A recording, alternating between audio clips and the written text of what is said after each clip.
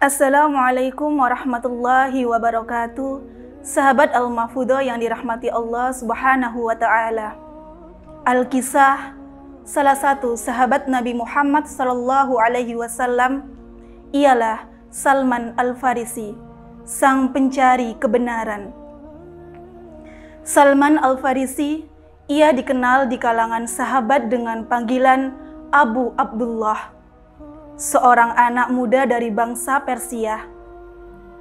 Perjalanan Salman Al-Farisi memasuki Islam tidaklah mudah. Apalagi sang ayah adalah seorang majusi, sang penyembah api. Ia mengalami berbagai pertentangan dan ancaman dari ayahnya. Namun hal itu tidak membuatnya menyerah dan semangatnya surut. Tetapi ia tetap terus melangkah mencari kebenaran. Ia termasuk dari kalangan keluarga yang kaya raya. Akan tetapi, ia menjatuhkan dirinya ke dalam lembah kemiskinan demi mencari kebebasan pikiran dan jiwanya. Betapa ia dijual di pasar budak dalam mencari kebenaran dan iman kepada Allah Subhanahu wa ta'ala. Ketika ia memutuskan lari dari rumahnya menuju ke gereja dan memeluk agama Nasrani, lalu ia tinggal bersama uskup, sang pemilik gereja. Uskup ini orang yang mengumpulkan sedekah untuk dirinya pribadi sampai dia wafat. Sebelum uskup meninggal, uskup menyuruh Salman pergi ke kota wilayah Romawi. Sesampainya ia di sana, dianiaya, bahkan sampai dijual kepada orang Yahudi, yaitu Bani Quraidah, dan dipekerjakan olehnya di perkebunan miliknya. Hingga suatu ketika Rasulullah datang ke Madinah, singgah di Bani Amr bin Auf Quba. Ketika Salman Al-Farisi bertemu dengan Nabi Muhammad SAW, ia lantas mencari bukti kenabian dalam diri Rasulullah.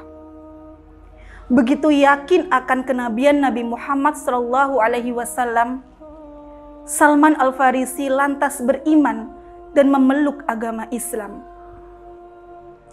Rasulullah SAW memerintahkan kepada Salman agar menyuruh majikannya untuk membebaskan dirinya dari perbudakan dengan membayar tebusan.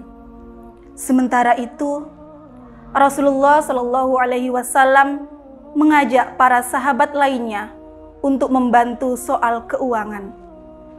Salman Al-Farisi ikut serta dalam perang Khandaq dan peperangan lainnya. Ia juga dikenal sebagai pembuat parit ketika perang Khandaq. Salman berkehidupan sangat zuhud. Ia menolak untuk menerima gaji sebagai Amir Mukminin 1 dirham sekalipun. Seperti kita ketahui bahwa dia mendapatkan tunjangan 5 bahkan sampai 6.000 dirham setiap tahunnya. Ia melaksanakan apa yang Rasulullah sampaikan kepadanya dan kepada sahabat lainnya, agar mereka tidak dikuasai oleh dunia dan tidak mengambil bagian daripadanya, kecuali sekedar hanya bekal seorang pengendara. Salman telah memenuhi pesan itu dengan sebaik-baiknya. Salman menyambung hidup dengan menganyam dan menjalin daun kurma untuk dijadikan sebuah keranjang. Tidak ada satupun barang berharga di dalam rumahnya, hanya ada piring dan baskom.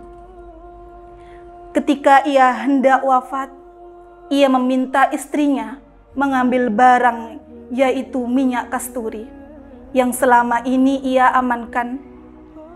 Kemudian menyuruh istrinya mempercikan ke sekelilingnya dan menyuruh sang istri untuk meninggalkan ruang tersebut. Tak lama itu, istrinya pun kembali masuk dan didapatinya ruh yang telah meninggalkan dunia, dan berpisah dari jasadnya.